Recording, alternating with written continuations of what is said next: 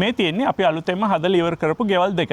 මේ ගෙවල් දෙක හදනකොට අපි කරපු හවුස් බිල්ඩින් වීඩියෝ එකට ලයික් 100ක් ආවොත් මම කිව්වා අපි හවුස් ටුවර් වීඩියෝ එකකුත් කරන්නම් කියලා. ඒ වීඩියෝ එකට දැන් වෙනකොට ලයික්ස් 1000කටත් වැඩිය ඇවිල්ලා තියෙනවා. ඒකින්ද පොරොන්දු වෙච්ච විදිහට හැමෝම ඉල්ලපු හවුස් ටුවර් වීඩියෝ එක කරන්න තමයි අපි දැන් ලෑස්ති වෙන්නේ.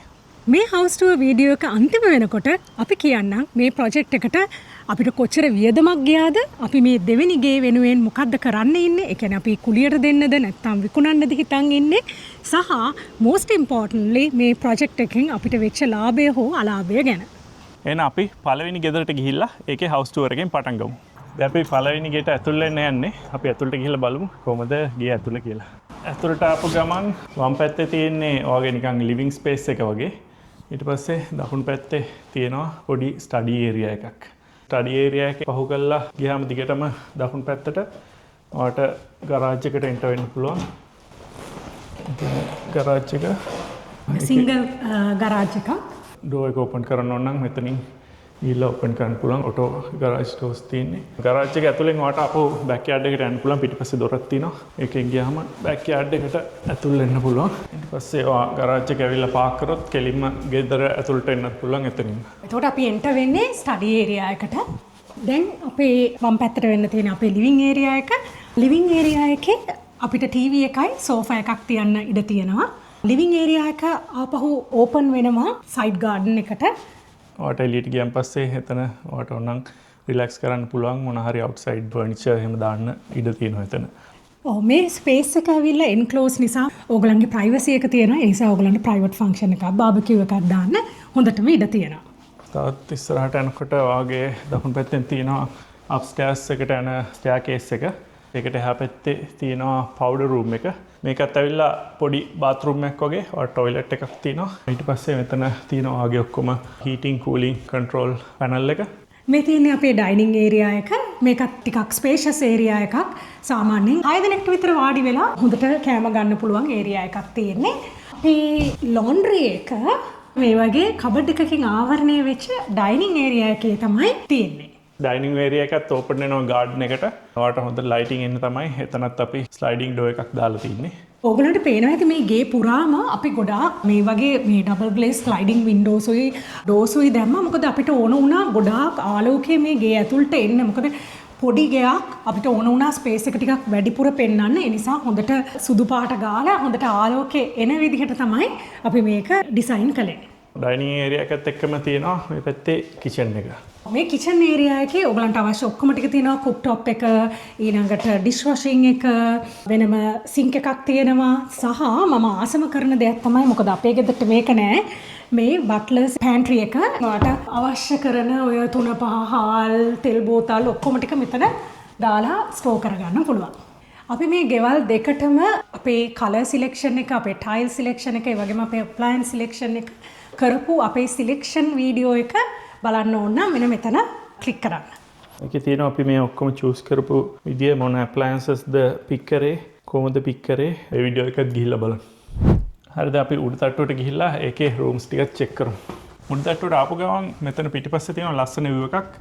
මේ ගෙදර තියෙන්නේ ටිකක් කන්දක් උඩ වගේ. මේ හරිය තියෙන උසම ප්ලේස් එක තමයි මේක.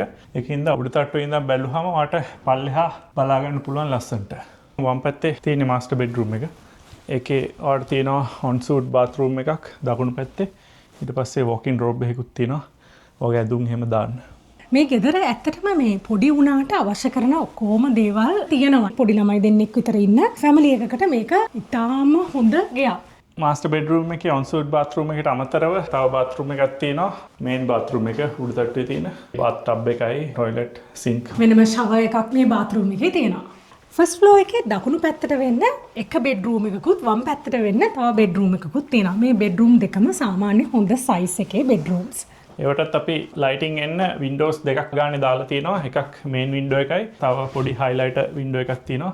ඒකින්ද හැම රූම් එකකටම දෙපැත්තෙම ලයිට් එක එනවා. ඒකින්ද හොඳට එළිය තියෙනවා හැම රූම් එකකටම. ඔයාලට මේ පැත්තට වොක් කරන් යන්න පුළුවන් ගාඩන් එකට.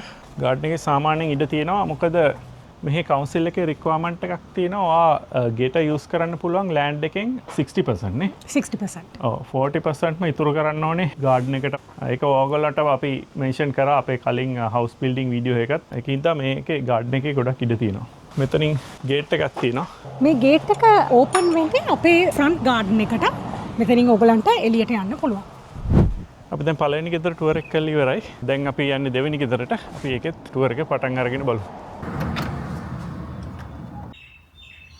අපි මේ ගෙදරට මූව් වෙලා වැඩි කාලයක් නැහැ. අපි අපේ පරණ ගෙදර තිබුණු ෆර්නිචර්ම ගෙනාවා. අපිට ගැලපෙන ෆර්නිචර් ගන්න අපිට වෙලාවක් හම්බුනේ නැති නිසා. මෙතන තියෙන ඒරියා එක මගේ ඔෆිස් ඒරියා එක. නමුත් දැනට අපි ඩයිනින් ටේබල් එක දාලා තියෙනවා. මගේ ඔෆිස් චෙයාර් එකයි මගේ ඩෙස්ක්ටොප් එකට අමතරව. මගේ මේ වම් පැත්තෙන් තියෙන්නේ ගරාජ් එක. ඒකෙන් අපිට එළියට යන්න පුළුවන්. මගේ මේ පිටිපස්සේ තියෙන්නේ අපේ මාස්ටර් බෙඩ්රූම් එක. අපි දැන් ඒකට ගිහිල්ලා බලමු. මාස්ටර් බෙඩ්රූම් එකට ඇතුළු වුණාට පස්සේ වම් පැත්තේ තියෙන්නේ අපේ වෝකින් රූම් එක. ඒක තමයි ඔක්කොම ඇඳුම් එහෙම ස්ටෝක් කරලා තියෙන්නේ. ඊට පස්සේ ඒකට එහා පැත්තෙන් තියෙන්නේ අපේ බාත්රූම් එක. ඔව් මේ ඔන්සූට් එකට අපි ෆ්ලෝර් ටු සීලිං ටයිල්ස් තෝරගත්තා. ඊට අමතරව අපේ සිලෙක්ෂන්ස් බලන්න ඕන නම් මෙන්න මේ වීඩියෝ එක ක්ලික් කරන්න. මාස්ටර් බෙඩ්රූම් එකේ එළියට ඇවිල්ලා ආයෙ දකුණු පැත්තට අපි කෙලින්ම ඉස්සරහට යන්නේ ලිවිං ඇන්ඩ් ඩයිනින් ඒරියා එකට. ඒ යන පැසේජ් එකේ මගේ වම් පැත්තට තියෙනවා අපේ ලොන්ඩ්‍රි එක. දකුණු පැත්තේ ටිකක් ලොකු කබඩ් එකක් තියෙනවා. අපිට අවශ්‍ය කරන දේවල් දාගන්න පුළුවන් ඉඩකඩ මේකේ තියෙනවා.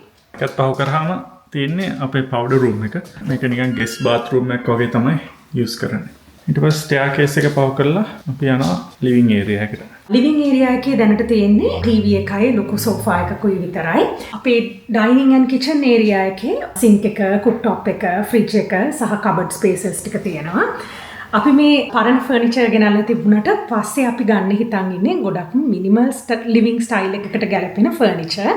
අපි මේක ඩිසයින් කරනකොට අපිට ඕන වුණා හුඟා එළිය එන විදිහට ස්ලයිඩින් ඩෝර්ස්ුයි වින්ඩෝස්ුයි දාන්න. ඔයගලන්ට පේනවා ඇති හතර අතේම තියෙන්නේ ගොඩක් එළිය එන විදිහට මේ දාපු වින්ඩෝස් ඇන්ඩ් ස්ලයිඩින් ඩෝර්ස්. හරි අපි දැන් උඩට ගිහිල්ලා උඩ තට්ටුවේ මොනවද තියෙන්නේ කියලා බලමු. මේ ඒරියා එක පියෝලි මට ඩෙඩිකේට් කරපු ඒරියා එකක්. මේක මගේ රීඩින් නූක් එක විදිහට මම පාවිච්චි කරන්න ඉන්නේ. තාම මේකට ෆර්නිචර් ගත්තේ නැහැ. මම හිතන්නේ ඉන්නේ මෙතන පොඩි රික්ලයින් චෙයාර් එකක් දාලා ඒතර මම මෙතන තියෙන පොත් ටික අරගෙන කියවන්න තැනක් හදාගන්න තමයි. ස්ටෙයාර්කේස් එකේ නැග්ගම කෙලින්ම තියෙන රූම් එක තමයි අපේ ගෙස්ට් බෙඩ්රූම් එක. මේක තාම ෆර්නිචර් මුකුත් දාලා නැහැ අපි. හැබැයි කවුරු හරි ආවම අපි මේක තමයි ගෙස්ට් රූම් එක විදිහට යූස් කරන්න ඉන්නේ. ස්ටෙයාර්කේස් එකෙන් දකුණු පැත්තට ගියාම තියෙන්නේ උඩු තට්ටුවේ තියෙන මාස්ටර් බාත්රූම් එක. මේක ගොඩක් තරුලි තමයි යූස් කරන්නේ. මේක ටිකක් ලොකු බාත්රූම් එකක්. මේකේ තියෙනවා ලස්සන වින්ඩෝ එකක්. ඔයාට එළිය බලන්න පුළුවන් ලස්සන view එකක් තියෙනවා මෙතනින් බැලුවොත්. ඔව් ඒක ඒ කෝණ එකට සෙට් කරලා තමයි බාත් එක තියෙන්නේ. ඉතින් කාට හරි මේක ඉඳගෙන නානගම view එක බලන්න පුළුවන් විදිහට තමයි තියෙන්නේ. මේ තියෙන්නේ තරුලිගේ රූම් එක. මේ තියෙන්නේ එයා වැඩ කරන ඩෙස්ක් එක. මේ තියෙන්නේ එයාගේ ඇඳ. මේකට අවශ්‍ය කරන ෆර්නිචර් ටික එයා කලින්ම ගිහිල්ලා අරගෙන එයාට ඕන විදිහට එයා ඒක ඩෙකොරේට් කරගත්තා. මේකට එහා පැත්තෙන් තියෙන්නේ මගේ රූම් එක. මේකෙත් මම දැන්ට කම්පියුටර් එක විතරයි තියලා තියෙන්නේ. ඔෆිස් රූම් එකක් විදිහට යූස් කරන්නේ. ඉස්සරහට අපි මේකට ගැලපෙන ෆර්නිචර් දාන්න හිතාගෙන ඉන්නවා. ඔන්න අපේ හවුස් දෙකේම ටුවර් එක දැන් ඉවරයි. දැන් ලෝෂ් ලෑස්ති වෙලා ඉන්නවා අපිට මේ ප්‍රොජෙක්ට් එකට ගියපු ෆුල් වියදම කැල්කියුලේට් කරලා පෙන්නන්න. එහෙනම් අපි බලමු අපිට මේකට කොච්චර වියදමක් ගියාද සහ අපිට මේකෙන් කොයි වගේ ප්‍රොෆිට් එකක් හම්බ වෙයිද කියලා. හරි ලෝෂ් එන කියන්න බලන්න අපේ ඩැමේජ් එක කොහොමද කියලා. ඔව් අපේ පළවෙනි ගේ කන්ස්ට්‍රක්ෂන් කොස්ට් එක විතරක් අපිට ගියා 430k. ඒකේ ලෑන්ඩ් වැලියු එක ඇවිල්ලා 40k. ඊට අමතරව අනිකුත් සයිඩ් කොස්ට්ස් ඒ කියන්නේ අපේ ඩිමොලිෂන් ඊළඟට ටෙම්ප් ෆෙන්සිං ටවුන් ප්ලෑනින් සබ්ඩිවිෂන් ලෑන්ඩ්ස්කේපින් ඔය වගේ ඔක්කොම කොස්ට් එකේ නොකීමේකී හැම කොස්ට් එකම එකතු කළොත් අපිට තව 40k විතර මේකට ගිහිල්ලා තියෙනවා. මේ ඔක්කොම කොස්ට් එක අපි එකතු කළොත් අපේ ටෝටල් කන්ස්ට්‍රක්ෂන් කොස්ට් එක ඇවිල්ලා මේ ගේ සම්බන්ධව 870k. අපිට මේ වෙනකොට 900k ප්ලස් ඔෆර් එකක් ඇවිල්ලා තියෙනවා. එතකොට අපිට 30k විතර ලාභයක් මේ ගේ තුලින් ලැබෙනවා. 30k කියන්නේ එච්චර ලොකු වැලියු එකක් නෙමෙයි. හැබැයි අපිට මේ ප්‍රොජෙක්ට් එකෙන් හම්බෙන ලොකුම වාසිය තමයි අපි ඔරිජිනලි මෙතන තිබ්බ ගේ ගන්නකොට මෝගේජ් එකක් ගත්තා. අපිට මේ මෝගේජ් එක සම්පූර්ණයෙන්ම කවර් කරන්න පුළුවන් පළවෙනි ගේ විකුණලා හම්බෙන සල්ලි වලින්. ඊට අමතරව අපිට අලුත් ගයක් ඉතුරු වෙනවා 1.1 මිලියන් වලට වැලියු කරපු අලුත් ඇසෙට් එකක්. ඒක තමයි අපිට මේ ප්‍රොජෙක්ට් එකෙන් හම්බෙන ලොකුම වාසිය. මේ වීඩියෝ සීරීස් එකම බලපු අයට අපි හිතනවා ගොඩක් දේවල් දැනගන්න පුළුවන් වෙන්නේ නැති කියලා. තව වාට ප්‍රශ්න තියෙනවා නම් පළවෙන් කමෙන්ට් කරන්න. අපි ඔක්කොම ප්‍රශ්න වලට උත්තර දෙන්න try කරනවා. මේ වීඩියෝ සීරීස් එක enjoy කරා නම් මම හිතනවා අපේ channel එකේ තියෙන අනිත් වීඩියෝස් උත් ගොඩක් enjoy කරයි කියලා. ඒකින්ද අනිත් වීඩියෝස් උත් ගිහිල්ලා බලන්න. තව travel videos ගොඩක් තියෙනවා අපේ channel එකේ. එහෙනම් මේ වගේ තව වීඩියෝ එකකින් හම්බ වෙනකම් හැමෝටම ජය වේවා. Bye.